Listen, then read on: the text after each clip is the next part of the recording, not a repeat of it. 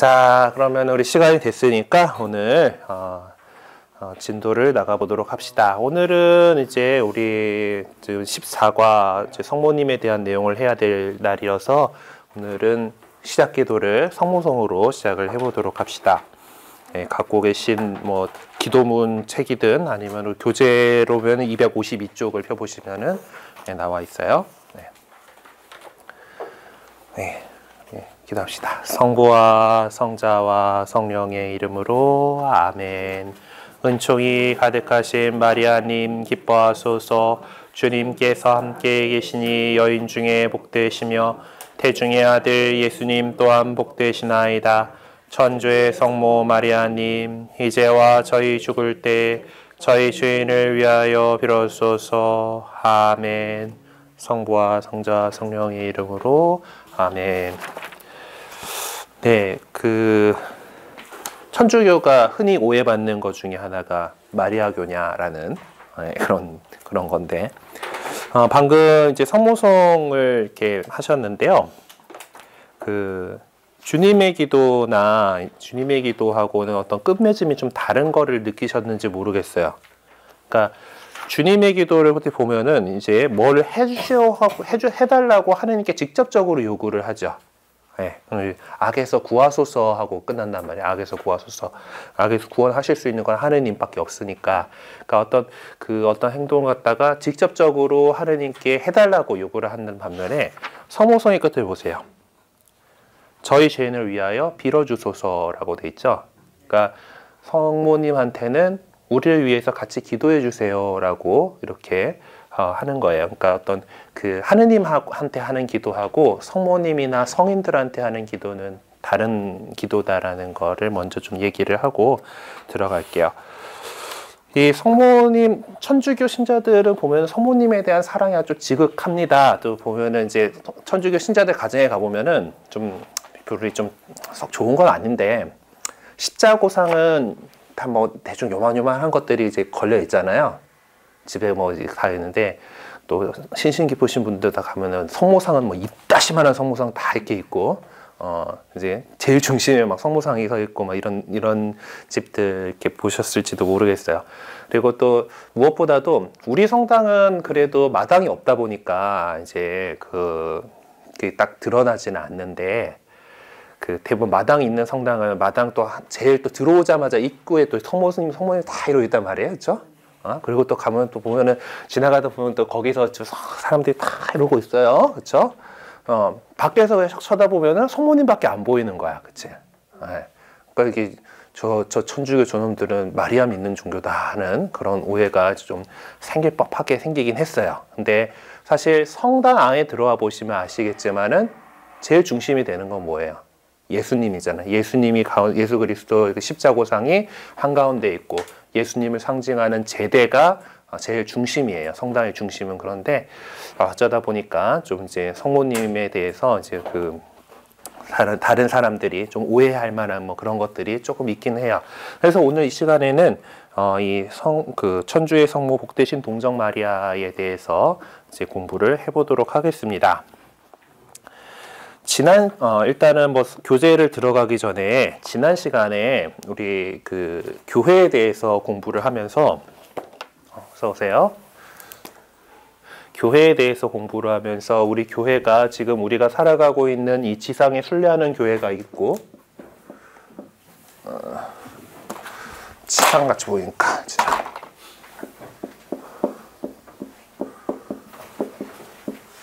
그리고 이제 이 세상을 이미 떠났는데 하느님한테 가고 있지만은 좀 정화의 과정이 필요한 그런 사람들이 있는 연옥이라는 곳을 우리가 믿는다 그랬죠. 거기 있는 사람들 역시 하느님 믿는 사람이고 하느님께 향하가고 있는 어떤 정화의 과정 중에 있기 때문에 그 사람들도 믿는 사람의 공동체인 교회라고 할 수 있어요. 그리고 하느님 곁에 이제 하늘나라에서 이미 영원한 행복을 누리고 있는 거기에 이제 가 계신 분들 있겠죠. 천상교회. 이들이 우리가 서로 통교한다라는 이제 교리가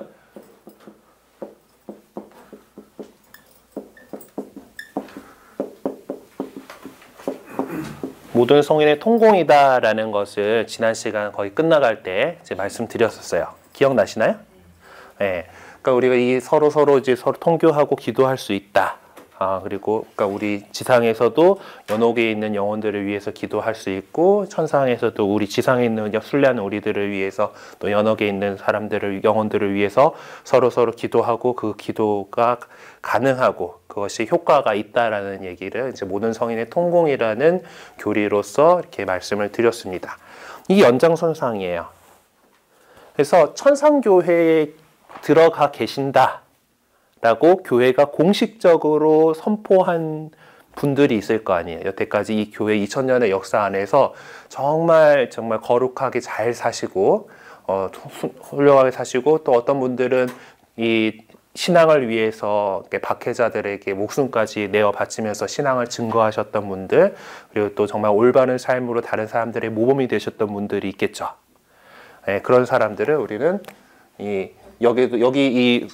요거 그대로긴 한데, 요 성인, 모든 성인의 통공이라는 거는 사실 조금 넓은 의미, 광의에서의 그 거룩한 사람, 성인에 해당하는 거고, 좀 좁게 얘기해가지고 이 성인이라고 거룩한 사람이라서 거룩할 성자에 사람인자 써서 이렇게 얘기를 해요. 그래서 이분들은 분명히 천상교회에 계실 분들이다. 그러면 하느님하고 가까이 계신 분들이겠죠.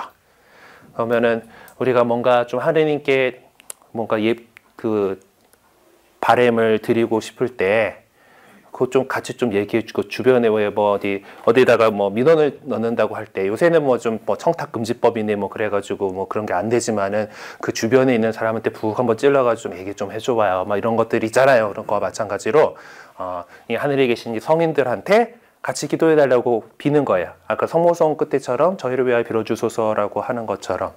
네. 그리고 그 모든 성인들 가운데에서 가장 우리가 공경하고 따르고자 하는 분이 성모 마리아, 성모님이세요. 예수님의 어머니. 네. 왜 우리가 그렇게 그분을 공경하고 따르고 있는지 한번 보도록 합시다. 교재 120쪽을 펴주시면 되겠습니다. 네.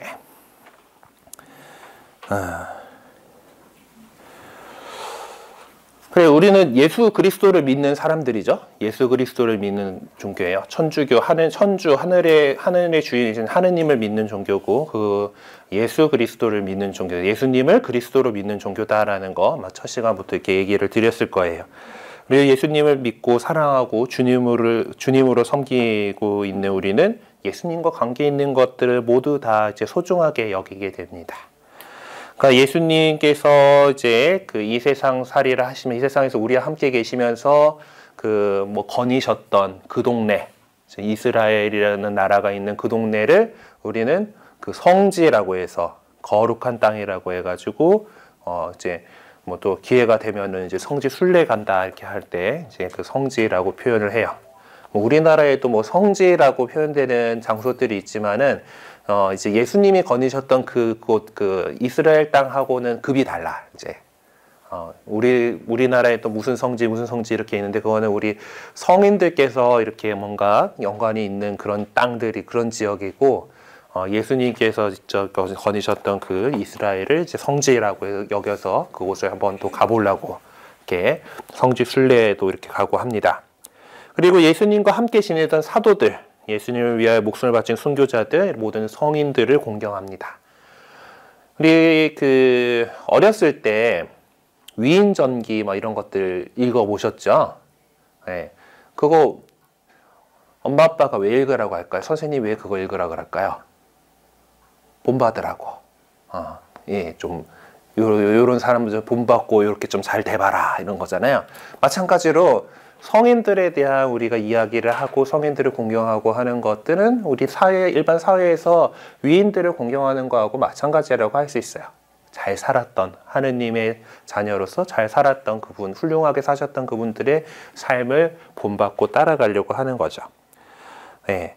그래요. 이스라엘이 예수님께서 사시던 곳이기에 성지라고 불리고, 사도들이 예수님을 따르고 그분을 전하려고 일생을 바쳤기에 성인으로 공경받는다라면은, 또 이제 예수님을 낳으시고 기르신 성모 마리아께서는 얼마나 더 거룩한 분으로 존경을 받으셔야 하겠습니까? 라는 건데, 가장 예수님과 많은 시간을 함께 하신 분이죠.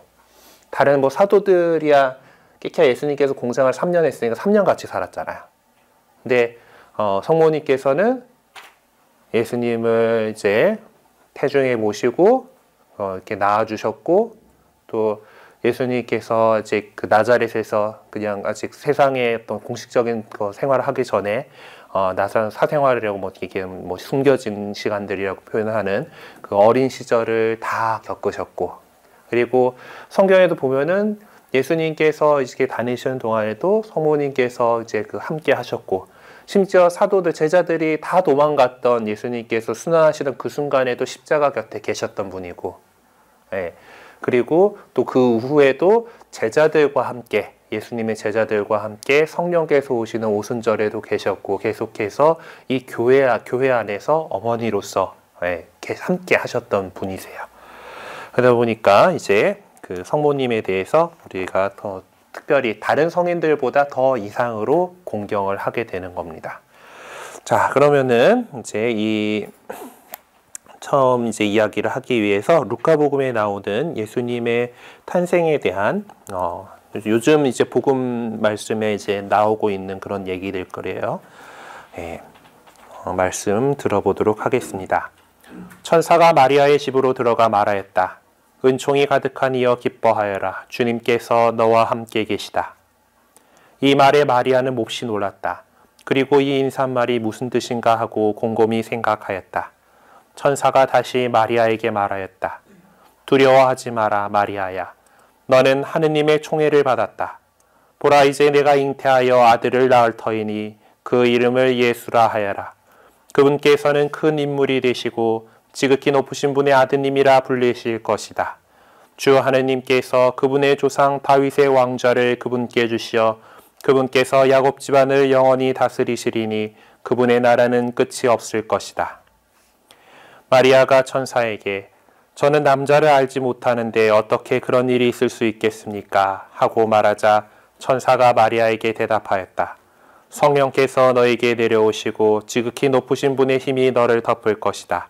그러므로 태어날 아기는 거룩하신 분, 하느님의 아드님이라고 불릴 것이다.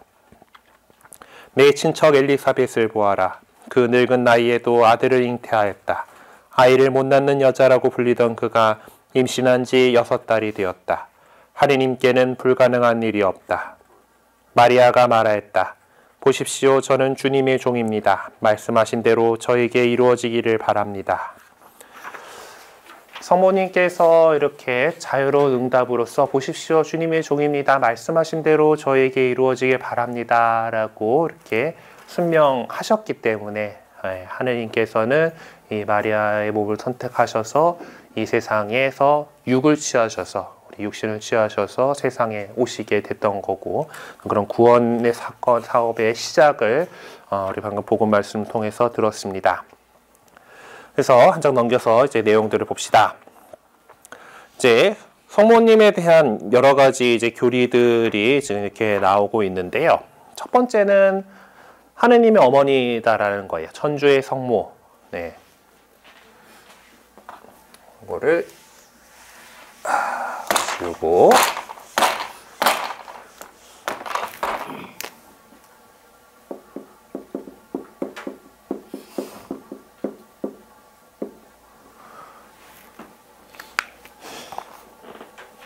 제 성모 마리아는 예수 그리스도의 어머니이시죠. 예수님의 어머니세요. 그러니까 특별히 인간으로서 예수님의 어머니이신데, 그러면은 이제 그리스도의 어머니로만 이제 생각할 수 있는데, 우리 교회는 이제 성모님에 대해서 하느님의 어머니, 천주의 성모라는 호칭을 드립니다. 이건 성모님이 뛰어나서가 아니라 예수님, 우리가 믿고 있는 그 예수님께서 참으로 인간이시고 참으로 하느님이시다라는 그 믿음 때문에 그런 거예요. 예수님께서 참 하느님이시고 참 인간이신 그것이 따로 떨어져서 생각할 수 없다라는 사실로서 예수님의 인성을 낳아주신 어머니인 성모님에 대해서 그것이 하느님의 어머니다라는 그런 말까지 이렇게 쓰게 되는 거죠. 그래서 그 마리아께서 성령으로 잉태하신 분, 우리가 사도신경 할 때마다 이 부분에서 고개를 숙이는 것은 그만큼 큰 신비이기 때문에 그렇죠. 그분이 마리아의 참 아드님이 되신 분이 성부의 영원하신 아드님 성자시다. 그래서 교회는 마리아를 참으로 천주의 성모다라고 고백합니다. 우리는 세례성사로서 하느님의 생명을 받아서 그분의 자녀가 되었고 그리스도 안에서 한 몸을 이루게 되지요. 그리고 그렇기 때문에 예수 그리스도를 낳으신 어머니는 예수 그리스도와 결합된 우리 모든 신자들의 어머니이시기도 한 겁니다. 우리가 교회 공동체 안에서 우리가 예수 그리스도의 신비체라고 하지, 예수 그리스도를 머리로 하는 신비로운 몸을 이룬다라고 했죠. 그렇기 때문에 또 그 같은 맥락 안에서 예수님을 낳아주신 어머니가 우리의 어머니가 된다라는 거. 그리고 또 뭐 밑에도 나오지만은 십자가상에서 예수님께서 당신 제자, 그러니까 가장 사랑하시는 제자, 보통 사도 요한이라고 알려져 있는 그 제자에게, 사랑하는 제자하고 어머니가 같이 서 있는 것을 보시고 그 제자에게 일단 어머니한테 먼저 말씀하셨죠. 어머니시여, 이 사람이 어머니의 아들입니다. 그리고 제자에게 이분이 내 어머니시다라고 이렇게 교회와 그 성모님과의 관계를 이렇게 맺어주셨어요. 그렇기 때문에 사도들은 마리아를 어머니로 공경했고 그 제자들은 물론 초대교회에서 오늘에 이르기까지 우리 가톨릭 교회에서는 그리스도의 당부에 따라서 성모 마리아를 교회의 어머니로서 우리 공경해오고 있습니다. 하느님의 어머니시고 교회의 어머니이신 거예요. 그리고 이분이 우리 인간이 이제 그 처음에 타락하고 잘못해가지고 그 원죄라는 것을 우리 인류 전체에 이렇게 내려오고 있다라고 그랬죠. 그것인데 하느님께서 특별히 이 원죄에 물들면서 성모님을 보호하셨다라는 그런 믿음이 있습니다. 그래서 이분은 원죄 없이 잉태되신 분이다.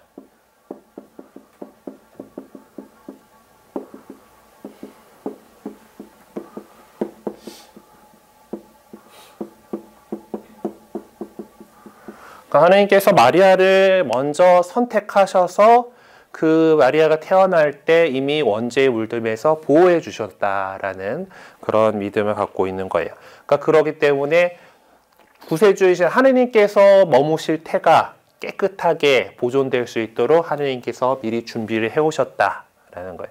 그리고 그 성모님께서는 또 이제 사실 이제 이후에 사람들에게 사적으로 발현하시는 적들이 있어요. 그러니까 그렇게 이제 성모 발현지 이야기들 있죠. 뭐 루르드라든가 파티마라든가 이제 그런 곳에서 이제 성모님께서 발현하셔서 이제 사람들한테 메시지 주시고 하는 그런 것들이 이제 교회가 공식적으로 인정하는 것도 있고 이제 아직 인정을 못 받은 것도 있고 이거는 그냥 인간이 잘못 주장한 거다라고 이렇게 보이는 곳들도 있어요. 우리나라의 좀 나주 성모동산 그런 데가 이제 그 사람이 조작한 것으로 보이는, 그래서 교회가 절대 인정하지 않고 그곳에 가면은 이제 이제 자동적으로 파문되는 그런 데들이 있는데, 뭐 어쨌든 성모님께서 이렇게 발현해서 나오셔서도 나는 원죄 없이 잉태된 자다라고 이렇게 말씀하신 바가 있어요. 이 원죄 없이 잉태된 분이라는 교리가 이렇게 어떤 확정되기 전에. 그래서 그런 예수님을 모실 자리이기 때문에 원죄에 물들면서 보호받으셨고, 그래서 원죄 없이 잉태되신 분. 그래서 우리나라 그 성모님에 대해서는 이런 여러 가지 칭호들이 있다 보니까 각각에 대해서 이제 기념하는 게 있어요. 그래서 12월 8일이 이제 원죄 없이 잉태되신 성모 마리아 대축일이었는데 그날인데 이 원죄 없이 잉태되신 성모님이라는 이제 성모님의 이 칭호로서 이것이 우리 한국 교회의 수호자이십니다. 성모님이 우리 한국 천주교회의 수호자로서 공경받고 있는데 원죄 없이 잉태되신 분. 그래서 뭐 예전에 그 한자 말로는 이게 무염시태 이렇게 라고 표현을 해요. 네, 제가 한자를 잘 하지 못하기 때문에 뭔지 이렇게 다 써드리지 못하겠는데 안일 무자고 오염 할 때 그런 거 그렇게 해서 이렇게 태어나셨다라는 대충 원죄 없이 잉태되신 분 그거를 네 글자로 적어 놓은 걸 거예요. 그리고 하나님께서 성모님을 원죄로 물듦에서부터 보호를 하셨죠. 근데 그 인간이 이제 원죄를 짓고 나서 받은 벌이 그것이 중요한 것이 이제 죽어서 땅에 묻혀서 흙으로 돌아갈 것이다라는 거예요. 그 창세기에 이제 그 아담과 하와가 이제 낙원에서 쫓겨나는 장면에서 나오는 건데, 우리가 이제 그 죽음을 맞이해야만 한다라는 이제 필멸자로서의 이 그 뭐랄까 이런 그 숙명, 우리 그 인간의 운명이라고 하는 것은 우리 교회에서는 이제 그 우리 인류가 저지른 원죄의 결과라고 이렇게 얘기를 하고 있어요. 그리고 그 원죄에 대해서 예수님께서 이제 그 모든 죄악을 처이기시고 우리가 부활해가지고 영원한 생명을 누릴 것이다라는 것이 우리의 믿음인 거잖아요. 어쨌든 그래서 인간이 죽어서 땅에 묻히게 되는 건 원죄의 결과란 말이에요. 근데 성모님께서는 원죄로부터 자유로우시잖아요. 그러면은 죽어서 땅에 묻혀서 부패하는 것을 겪지 않으셨다라고 그렇게 전해져 오고 있어요. 그러니까 성모 마리아께서 지상 생활을 끝내시고 나서 이제 하늘에 계신 아드님께로 들어 올려주셔서 가셨다라는 거예요. 그 이스라엘에 가보면은 이제 성지들이 이제 뭐 어떤 곳이다 이렇게 주장을 하면서들 이렇게 그 장소들이 있어요. 근데 성모님께서 영면에 드셨다라고 하는 장소들은 있는데 성모님의 무덤이었다라고 주장하는 장소는 없어요. 그러니까 그 이 세상을 마치고 나서 이제 돌아가시고 잠드시게 했는데 이제 그대로 이제 뭐 올라가셨다. 뭐 이제 묻히셔서 이제 부패를 겪지 않으셨다라는 것이 이제 교회의 믿음입니다. 뭐 우리 서방교회 쪽에서는 이제 뭐 그냥 바로 이제 그냥 하늘로 들어 올려주셔가지고 쭉 올라가시는, 살아계신 채로 올라가시는 그런 쪽으로 많이 표현을 하는데요. 하여튼 뭐 이스라엘에 가보니까 이제 뭐 영면 뭐 성당 뭐 해가지고 이제 숨을 거두시는 그런 장면들은 또 이렇게 표현들은 하더라고요. 또 어쨌든 그 원죄의 물드심에서 벗어나신 분이기 때문에 이제 죽어서 땅에 묻혀서 부패하는 그런 결과는 없었다라는 거죠. 그래서 이 성모 마리아의 거룩한 덕행과 품위에 대한 성경의 가르침과 우리 인간의 목적, 죄와 죽음, 육신의 부활에 대한 이 성경의 가르침의 바탕을 두고서 이제 성모 승천에 대한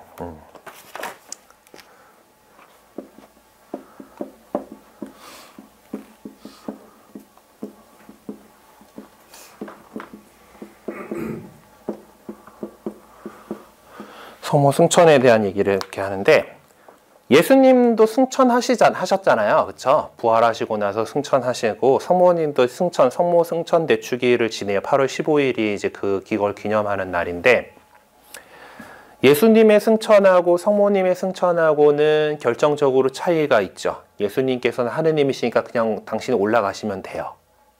그래서 그 우리말에는 이제 능동형, 수동형 이런 거가 좀 발달이 안 돼 있잖아요. 그러니까 억지로 수동형을 표현을 하기는 하는데 기본적으로 수동형을 안 쓰는 언어예요. 우리 언어는 한국어는. 그런데 뭐 그래서 이제 승천하면 둘 다 승천으로 똑같이 하늘로 올라가시다라고 쓰지만은 유럽적 언어로 표현하면은 예수님의 승천은 능동태로 되어 있고요. 성모님의 승천은 들어 올림 받으신 거잖아요. 그러니까 수동태로 되어 있어요.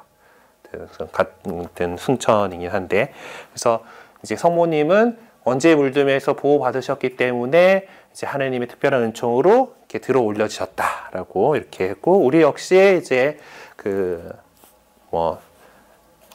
부활해서 새로운 정말 이제 새로운 육신을 얻게 됐을 때 이제 정말 하늘로 들어 올려져서 그곳에서 살 것이다라는, 그래서 완전한 그리스도의 영광에 참여하도록 부름받고 있다라는 그런 희망의 표지가 성모님께서 되시는 거죠.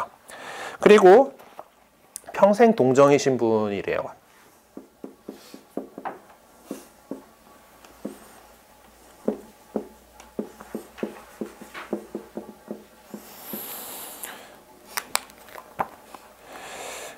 일단 아까 들었던 복음 말씀에처럼 예수님이 잉태하셨는데 성모님은 남자를 알지 못합니다. 상태죠. 그래서 동정인 상태에서 잉태를 하셨고, 하여튼 그래서 후대에 더 그렇게 해서 늘어난 건지 모르겠지만은 출산을 하시는 그 와중에도 동정이셨고, 이게 뭐 이런 전설도 전해져요. 나중에 산파가 봤더니 천여막이 손상되지 않았다라는 뭐 이건 좀 너무 이제 거기 이제 평생 동정에 대해 집착하게 해서 이제 만들어진 전설인지 뭐 어쩐지 모르겠지만은 어쨌든 그래서 우리 교회의 믿음은 성모님께서는 평생 동정이셨다. 그래서 출산 전에도 그 잉태하실 때도 동정으로 잉태하셨고 출산할 때도 동정으로 출산하셨고 출산 후에도 동정으로 동정이셨다라고 얘기를 해요.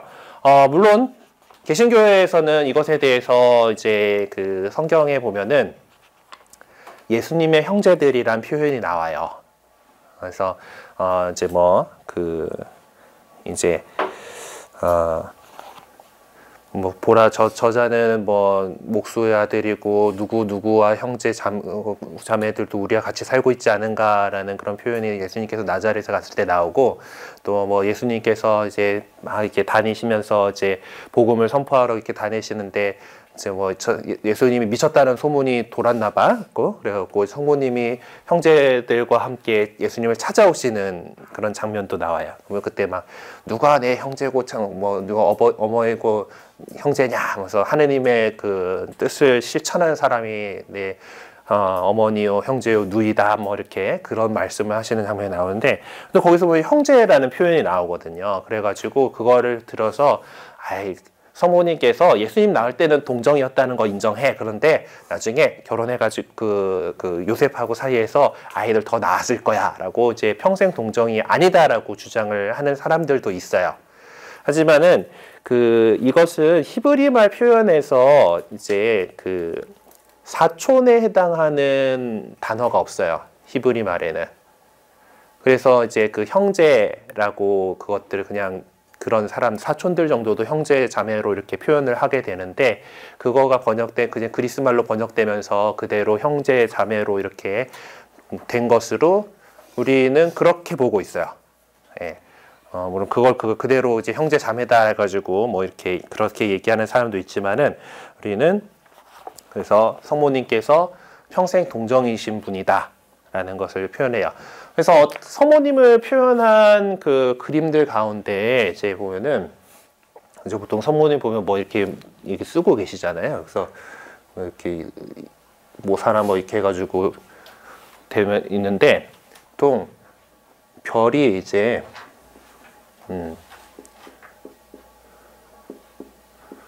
그 머리 쪽에 있는 거하고 양 어깨에 이렇게 별이 그려져 있는 그런 이콘들, 그러니까 성화들이 있어요.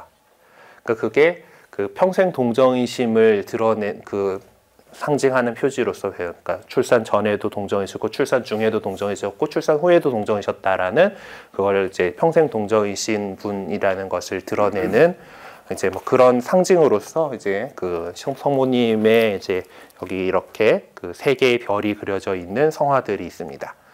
뭐 사람에 따라서 안 그리는 사람들도 많아요. 그러니까 특히 좀 서양 쪽 미술은, 서양 쪽 교회 미술은 그냥 어떤 좀 더 그러니까 실제에 가깝게 뭔가 이렇게 그리는 그런 쪽으로 발달을 했고요. 그래서 그냥 일반 뭔가 사진 찍어 놓은 것처럼 뭐 되게 포즈도 좀 자연스럽고 뭐 그런데, 동방 쪽 우리 쪽에서 다 서쪽이긴 한데, 아무튼 이제 동쪽 로마와 동쪽 그 지역에서 발달된 그 성화는 어떤 정형적인 어떤 그런 코드가 있는 거예요. 그래서 성모님을 그릴 때도 보면은 뭐 꼭 자세가 뭐 이런 쪽으로 뭐 아니면 예수님을 바라보고 있다든가 뭐 이러고, 또 뭐 이제 결혼처럼 별이라든가, 또 옆에 보면 성광에다가 옆에 뭐 이제 그 글자로 다 어떤 약어로 다 이게 누구다라고 다 적어놔요.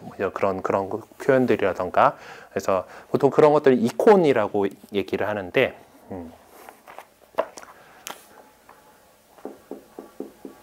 이콘이에요? 영어로 읽으면 아이콘이죠. 네, 이제 컴퓨터 바탕화면에 있는 아이콘은 이 이콘이라는 단어에서 나온 거예요. 그림이니까 그림.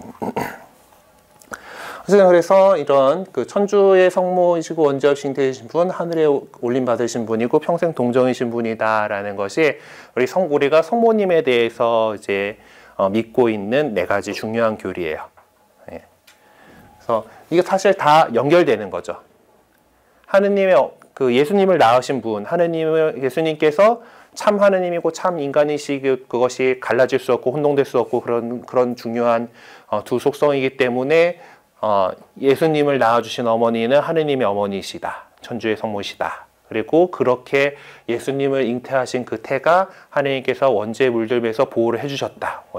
그리고 원죄에서부터 그 보호 받으셨기 때문에 그 죽어서 땅에 묻히는 어떤 그 원죄의 결과를 겪지 않으셨다. 하늘로 들려 올리셨다. 그리고 성령께서 평생 동정이셨다라는 것이 이제 우리 교회가 성모님에 대해서 믿고 있는 4가지 교리입니다.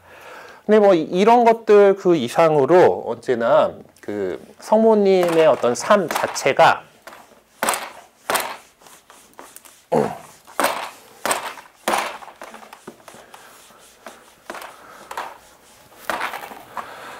성모님의 삶 자체가 우리 교회의 모범이시다는 거예요.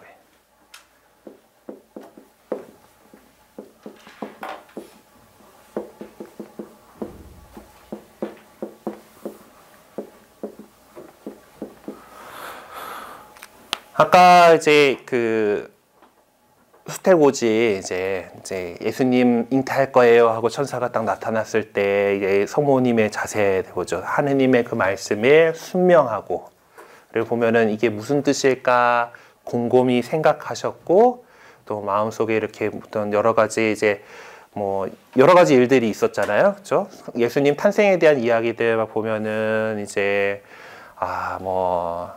갑자기 로마 황제가 인구조사령을 내려가지고 이제 만삭의 몸을 이끌고 베들레헴까지 갔어요.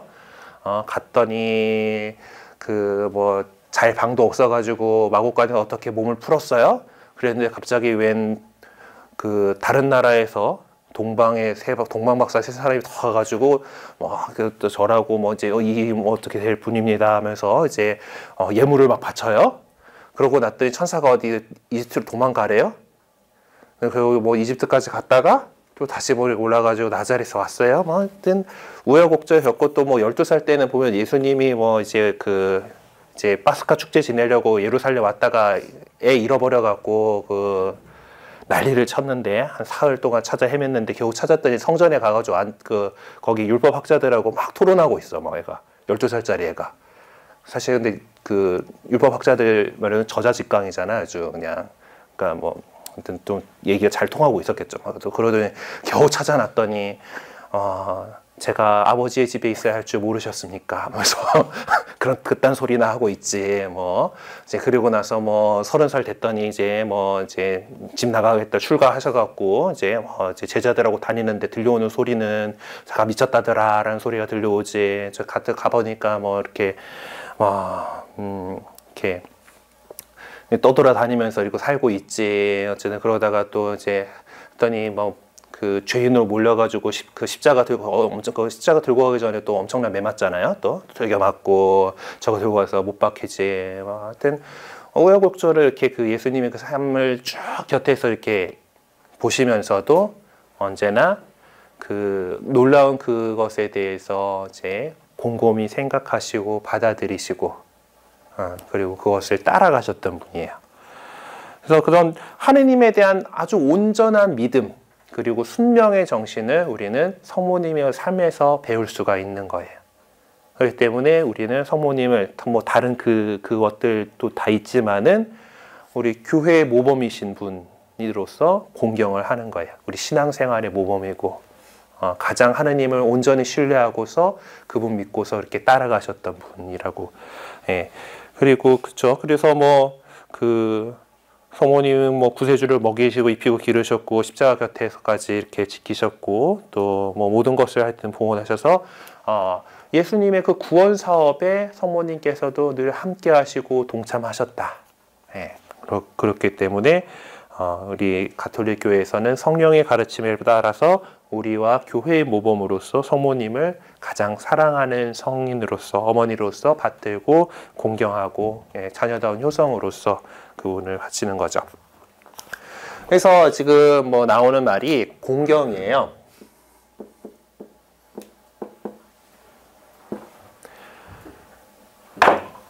이제 마리아 성인 공경이라고 하는 챕터로 넘어가는데, 그래서 아까 처음에 말씀드렸던 것처럼 성모님한테나 우리 성인들한테는 우리를 위해서 빌어주소서라고 기도를 해요.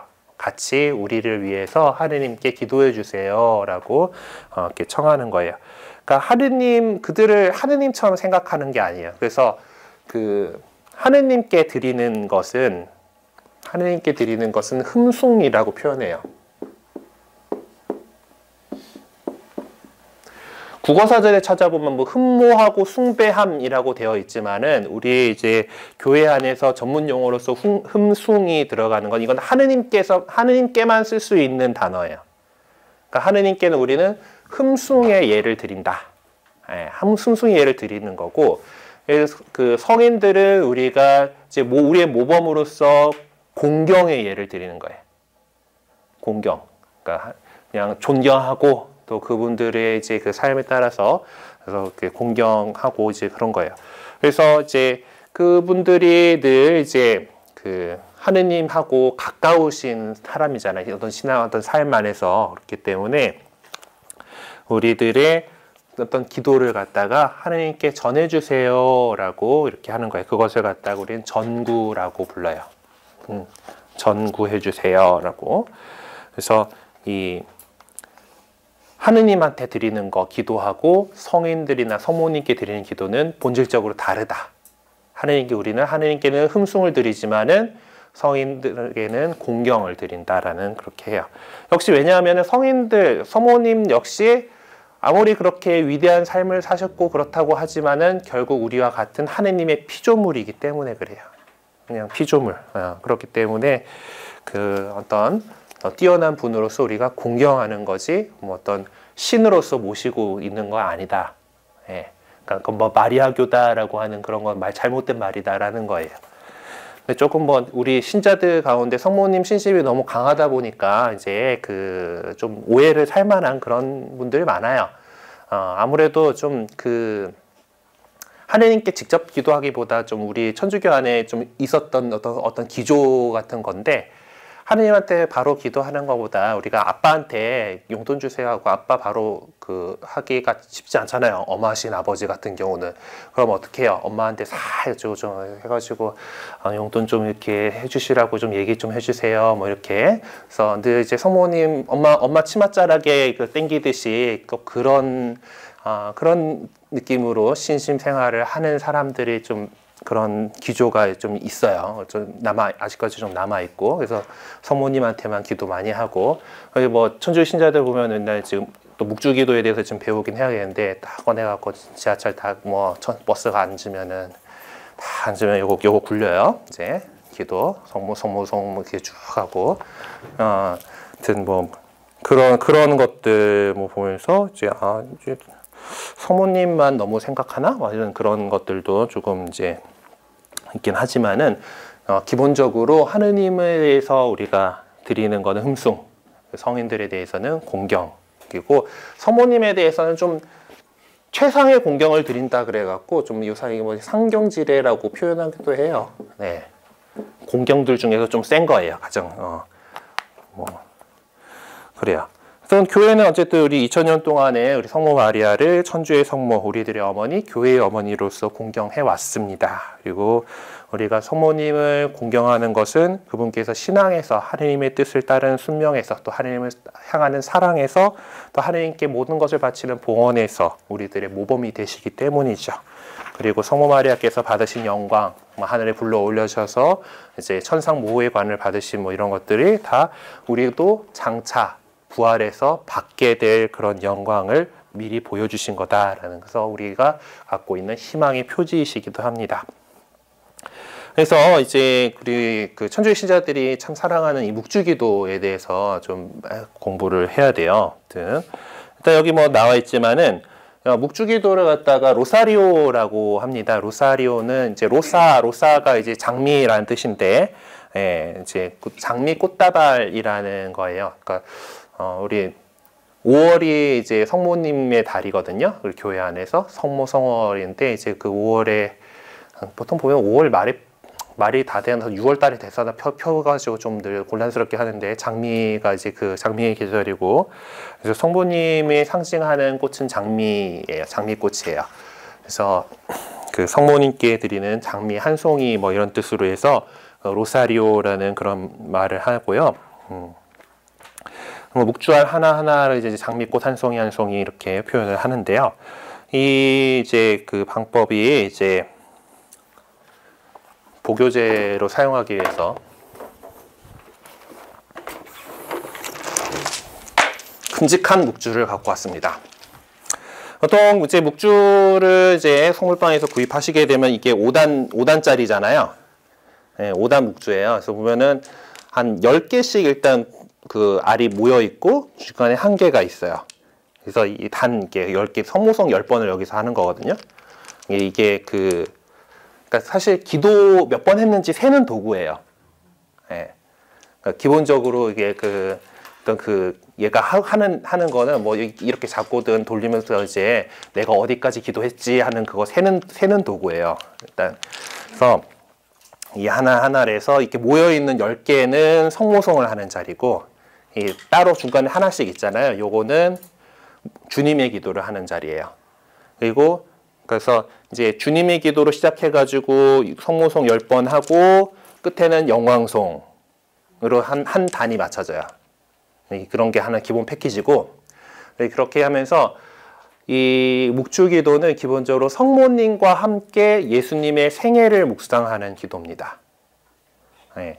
보면은 그 우리 교재에 나와 있겠죠. 그래서 자 보면은 258쪽 한번 펴보세요.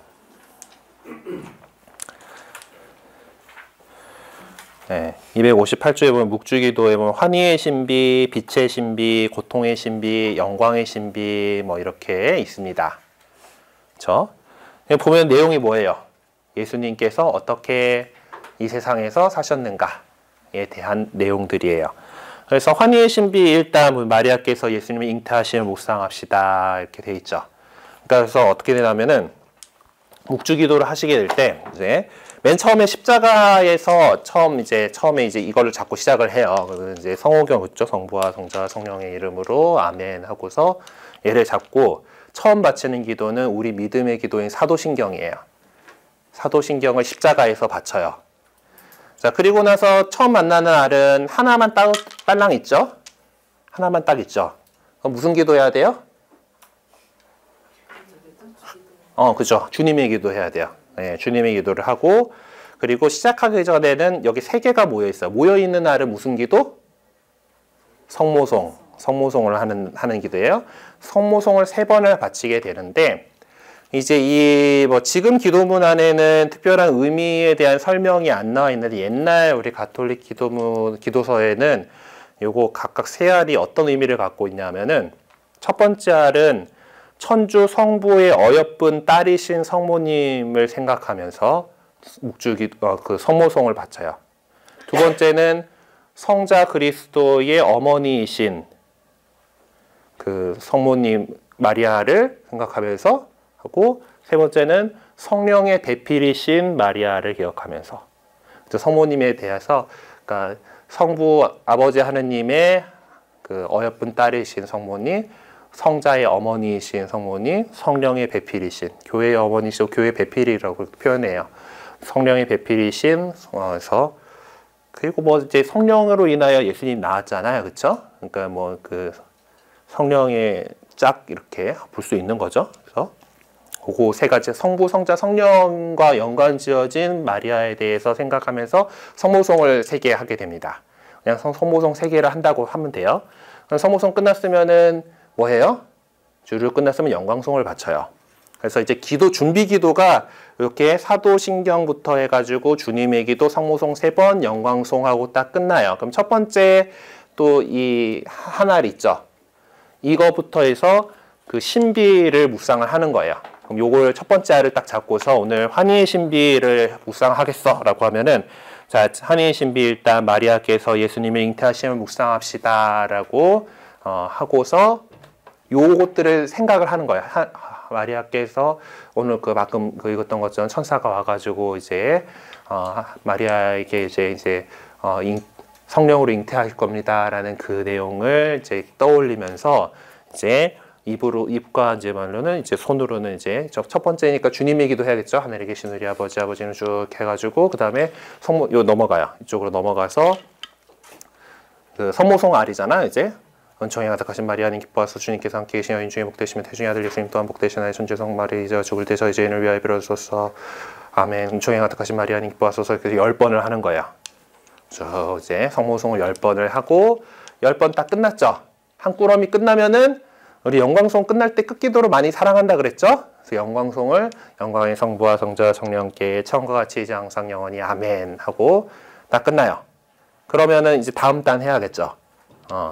그러면 다음 단 해야 되니까 이제 환희의 신비 2단 마리아께서 엘리사벳 찾아보시면 묵상합시다 하고 똑같은 요령으로 주님의 기도하고 성모송 10번 하고 영광송 하고 그럼 3단 마리아께서 예수님 낳으심을 묵상합시다.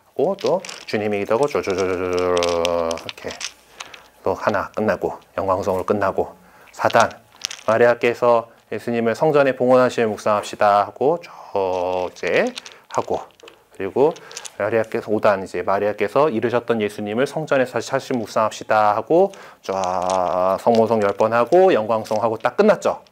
한 신비가 다 끝났어요. 뭐 물론 여기서부터 또 달려가지고 그 빛의 신비부터 해갖고 전체 신비를 20단을 다 할 수도 있어요. 아마 1시간쯤 걸리거든요. 이제 그렇게 해가지고 기도를 다 할 수도 있고 하루에 뭐 그 신비씩 이렇게 보통 묵상을 하게 돼요. 그래서 환희의 신비 오늘 끝냈어. 이제 이걸로 기도를 마칠 거야. 그러면 가운데 여기 뭐 더 있죠. 이 부분을 잡고서 이제 그 묵주기도 마칠 때 하는 성모 찬송이라는 기도가 있어요. 여기 있나?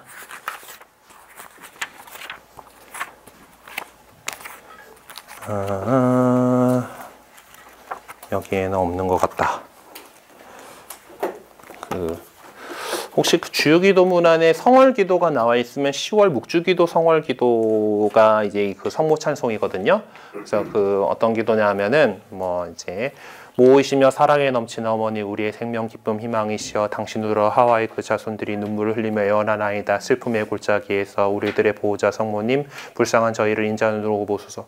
고체 몇 쪽이에요? 지금 거기는 있는 모양인데 그 하는 방법이 나와 있구나. 네. 그 다음 페이지 혹시 있나? 이게? 잠깐만요. 거기 있죠. 성모 찬송. 그 기도가 이사통상문 주요기도문 책에서 53쪽, 52쪽, 53쪽이 이제 묵주기도에 대한 내용인데 그거 그 묵주기도 그림 나와 있는 거에서 한 페이지 넘어가 보시면은 이제 그 성모 찬송이라는 기도가 있어요. 좀 길죠. 이걸로 성모 찬송으로 묵주기도를 보통 마무리를 해요. 네. 그리고 이게 일단 기본 타입이고 기본형이고 이 한 단씩 꾸러미들 있잖아요. 그 주님의 기도하고 성모송 10번 하고 나서 영광송을 한 다음에 이제 사람들이 어떤 또 신심을 더 이렇게 키우다 보니까 이제 구원의 기도라고 하는 기도가 하나 덧붙여진 게 있어요. 거기 나와 있나? 구원의 기도라 그래갖고 구원의 기도가 뭐지? 구원의 기도를 받는다고 돼 있는데 구원의 기도가 어딘가 적혀 있나?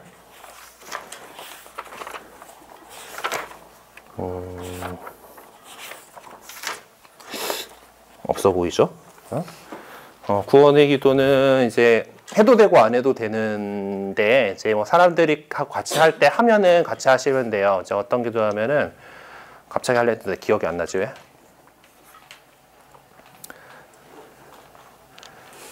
연옥 영혼을 돌보시며 가장 버림받은 영혼을 돌보소서로 끝나는데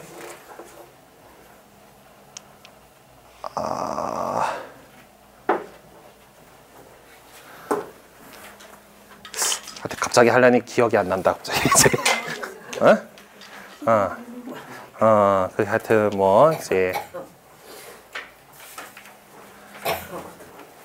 하시고 그냥 여성 영혼을 돌보시오. 뒷부분만 기억나요. 여성 영혼을 돌보시오. 가장 버림받은 영혼을 돌보소서인데 앞에가 뭐였지?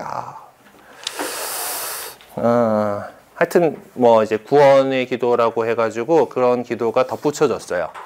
그러니까 이제 더 이제 저희들 먼저 구원해 주시고 이제 연옥 영혼들 잘 돌봐주세요 하는 그런 내용의 기도가 더 들어가 있습니다. 이제 혹시 찾아보시면 있고 없으면 제가 다음 주에 좀 프린트 찾아가지고 프린트해다가 드릴게요. 네.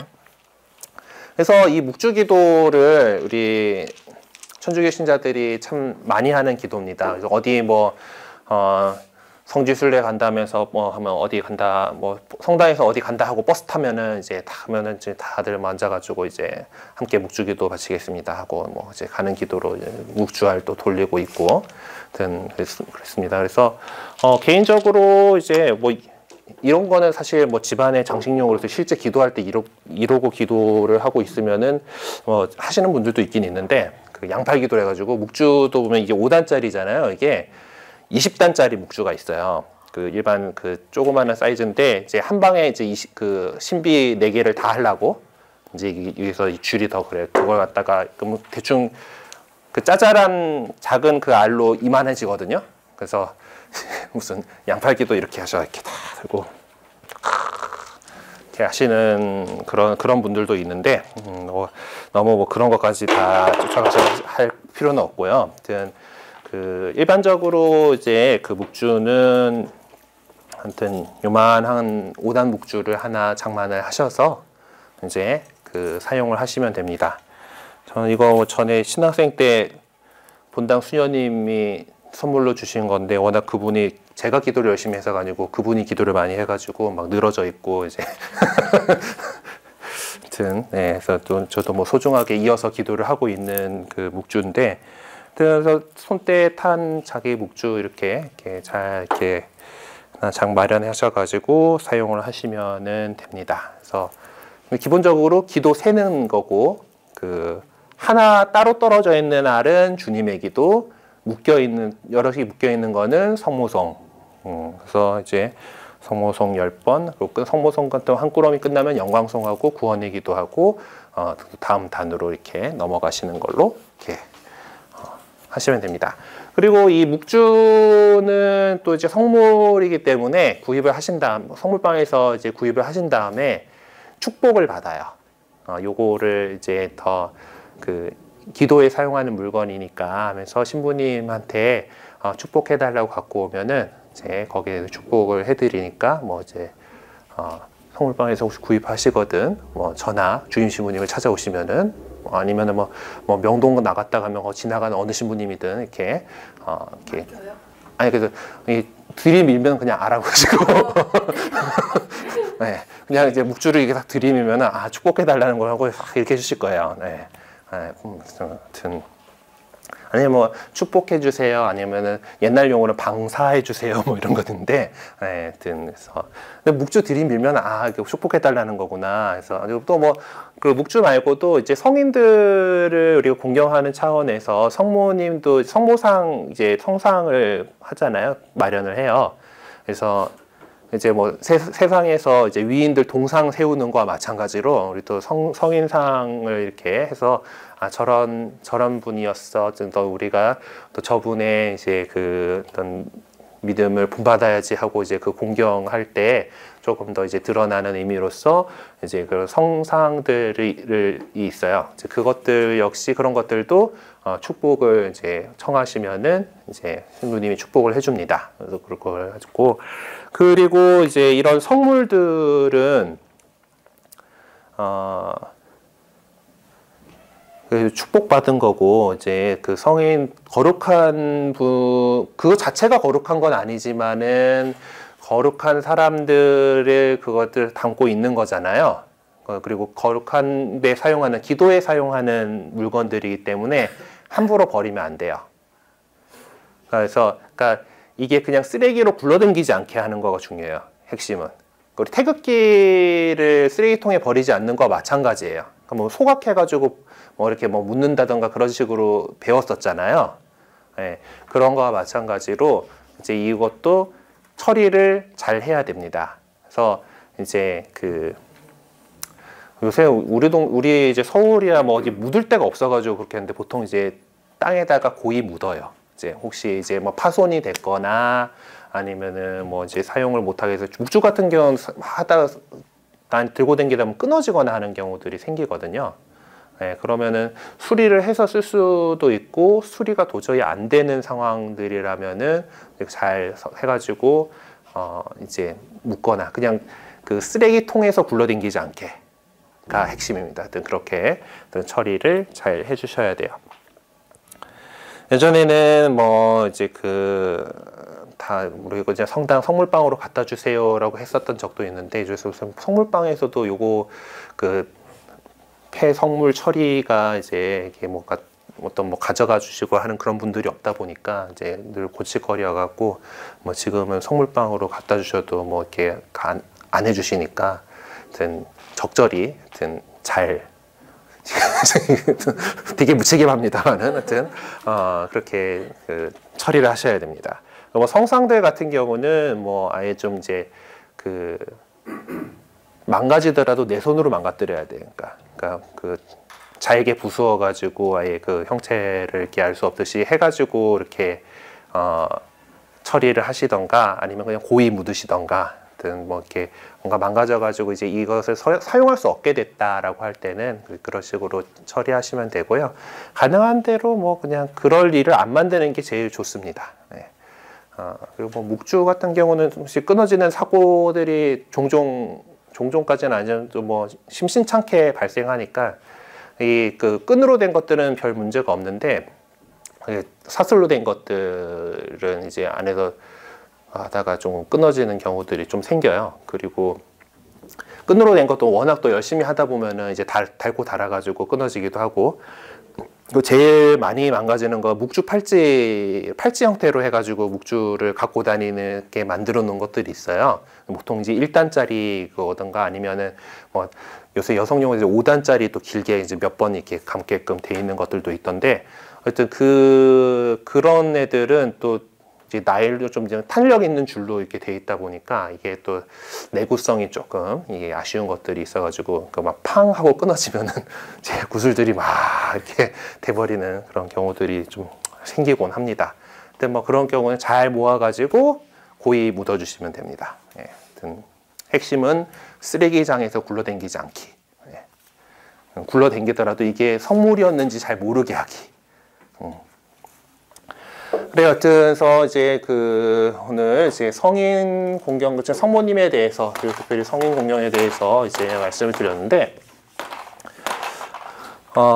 기왕 나온 김에 이제 여러분들 이제 세례를 받을 때 이제 우리도 이제 성인들의 이름을 받습니다. 세례명이라고 해요. 이제 그것을 어떤 성인을 내가 본받아서 이제 신앙생활을 하고 싶은지를 이제 유아 세례하면은 엄마가 지어주는 걸 어쩔 수 없이 받게 되지만은 여러분들은 어른이 돼서 지금 세례를 준비하고 있기 때문에 이것을 여러분들이 선택을 하실 수가 있습니다. 예. 어떤 이름으로 세례를 받을 것인가를 이제 선택을 하셔야 되는데, 또 이제 자기가 정말 공경하고 싶은 성인을 선택을 하시거나, 이도저도 귀찮다 하시는 분들은 내 생일날 그냥 하시는 분들도 있고, 예, 뭐 같은 달이든지 뭐 이렇게.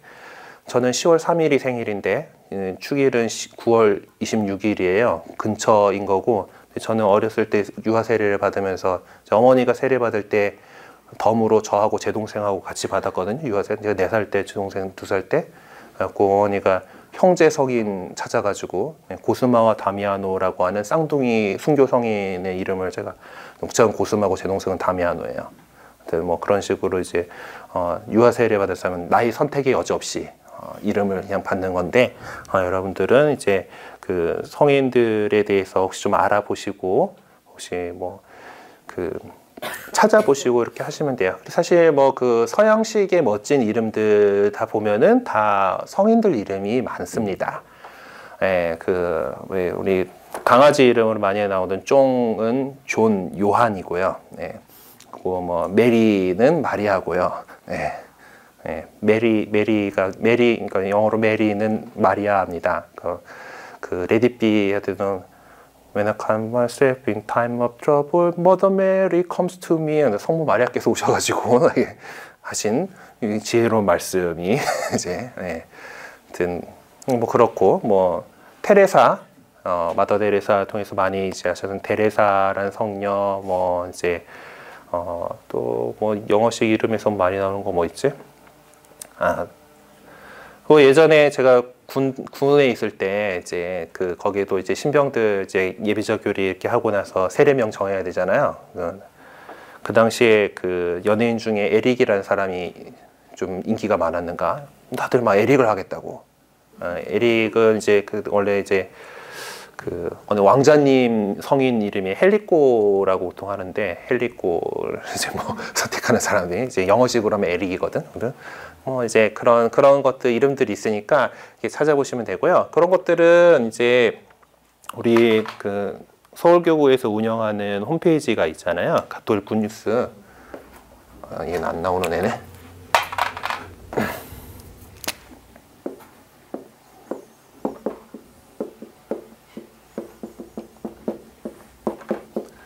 여기 가보시면은 가톨릭 정보라는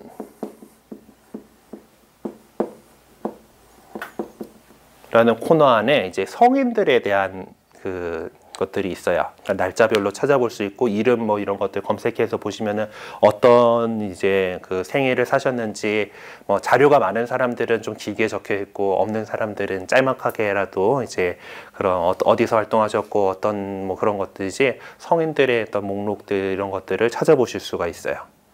네. 그래서 혹시 뭐 어디선가 들어본 이름인데 어떤 분인지 알고 싶다 이러면은 이렇게 찾아보시면은 유용할 겁니다. 제가 다음 주에 올 때 그래서 여러분들의 도움을 좀 드릴 수 있도록 그러니까 우리 이렇게 성인들을 갖다가 우리 수호성인으로 이렇게 모시는 거거든요. 우리 영명이라는 거지 내 수호성인으로 모시는 건데 이제 성인들마다 어떤 삶의 이야기들이 있잖아요. 그러다 보니까 이 사람 직업에 따라서 제가 제 세례명인 고스마하고 다미아누는 외과 의사와 이발사의 수호성인이에요. 그 당시에는 이발사가 대충 외과 수술까지 했다 그러더라고요. 그럼 뭐 이발사의 수호성인이고 뭐 이제 그런 식으로 어떤 직업에 따라서 이렇게 수호성인으로 공격받는 분들이 있어요. 뭐 이제 바오로 같은 경우는 워낙 이제 바오로 사도 같은 경우는 복음 전하러 많이 다니셨기 때문에 이제 매스미디어 쪽에 종사하는 사람들의 뭐 수호성인으로 이렇게 정해져 있고 프란치스코 성인 우리 교황님 이름 있죠. 프란치스코 같은 경우는 어떤 가난을 살아가면서도 그렇지만은 어떤 자연에 대한 태양의 창가라고 불리는 피조물의 노래라는 그런 것도 지으시고 하면서 동물들하고도 막 이제 동물들한테도 설교하시고 하는 그런 전설이 전해지고 있어가지고 이제 자연보호 활동가들의 수호성인이기도 하고 지난번 며칠 전에 이제 루치아 성녀에 대한 것도 지났는데 루치아는 뭐 이름이 이제 빛이란 뜻이다 보니까 눈이 아픈 사람들의 수호성인 이렇게 해서 뭐 이런 식으로 뭐 여러 가지 이제 것들이 있어요. 이제 그것들 목록을 제가 좀 다음 주에는 까먹지 않는다면 챙겨갖고 나눠드릴 테니까 이제 또 그거 이제 세례명 찾는데 좀 도움이 되셨으면 좋겠습니다. 하여튼 뭐 어떤 사람들은 로마의 만신전 뭐 이런 것들이 성인 공경이라는 것들로 뭐 들어왔다더라 막 이러면서 이제 이런 것들도 공격하는 사람들이 있긴 한데 우리 교회의 또 어떤 전통이고요. 어떤 각 분야에서 이제 어떤 때는 어느 성인에게 기도하세요. 뭐 이런 것들이 그런 전통들이 이제 뭐 사실 뭐 전설이나 뭐 어떤 전해져 온 이야기 때문에 생기는 거긴 하지만은 그런 것들이 좀 있습니다. 뭐 미신 같다고 생각해도 뭐 어쩔 수 없긴 한데 우리 교회가 그냥 그렇게 어떤 교회 우리 신앙인들이 이제 2000년이라는 세월을 살아오면서 어떤 꼭 갖게 된 어떤 신앙 감각이에요. 그래서 그거 뭐 나쁘다고 할 수는 없을 거라고 저는 보고 있습니다. 아무튼 그래서 성인들에 대해서 차량 이용 주차해 주시기 바랍니다. 네, 얼른 2,500 차량 이용 네. 주차해 주시기 바랍니다. 이거 차가 또 하나 맡기고 있나 보다. 그래서 성인들에 대해서 여러분들 좀 알아보실 수 있도록 그 자료 준비해 드릴 테니까 하시고, 그리고 또 세례 받기 전까지는 또 내가 무슨 성인을 내 수호 성인으로 삼아서 이렇게 살아갈 것인가 좀 정하셔가지고 하시면 되고요. 혹시 뭐 이제 주변에 우리 인도해 주셨고 이제 대모님으로 모실 만한 분 있으시면은 그분들한테 조언을 구하셔도 괜찮아요. 이런 부분은. 그러니까 어떤 세례명 하면 좋을까, 아무튼 좋을지 이제 같이 좀 얘기 나눠 보시고 이렇게 준비를 뭐 천천히 하시면 됩니다. 우리는 내년 4월에 세례 받을 거니까. 아무튼 이렇게. 성인 공경에 대해서 말씀드린 김에 이제 그것들 말씀드린 거예요. 네, 오늘 뭐 말씀드릴 건 이 정도면 될 것 같고요. 혹시 뭐 궁금하신 거 있으신가요? 네. 빨리 끝내고 싶다는 이 열령이 이제 묵주기도를 이제 해보세요. 이제 묵주기도를 하다 보면은 어쩔 수 없이 주님의 기도, 성모송, 영광송을 외우실 수밖에 없게 됩니다. 계속 이거 해야 되는데 성모송 이거 계속 보면서 하려면은 힘들거든. 이제 해서 이제 묵주기도를 이제 우리 신자들이 매일매일 이렇게 바치게 돼요. 아까 그 얘기 빼먹었구나. 그러면 하루에 하나씩 이 신비를 묵상을 하는 경우에는 요일별로 이제 배정된 게 있어요. 일단은 우리 주일은 예수님께서 부활하신 날이죠. 부활하신 날이니까 무슨 신비 해야 될 것 같아요? 거기 신비 있는 거 4개 중에서 영광의 신비를 이제 바칩니다.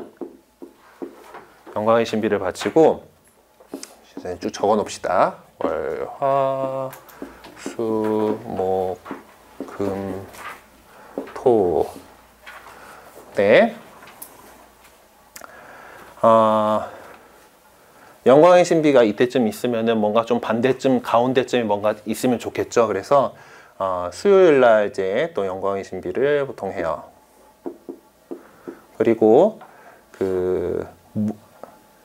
뭔가 이제 이유 때문에 정해지는 날이 목요일은 전통적으로 이제 예수님께서 성체성사를 세우신 그걸로 여겨지고 있어요. 그러니까 성목요일 날 예수님께서 성체성사를 세우셨기 때문에 목요일 날에는 빛의 신비를 합니다. 그리고 금요일 날은 예수님께서 십자가에 돌아가신 날이잖아요. 그래서 순환에 대해서 얘기하는 고통의 신비를 해요. 그리고 토요일은 전통적으로 성모님을 공경하는 요일이에요. 그래서 성모님하고 제일 관련된 거가 환희의 신비겠죠.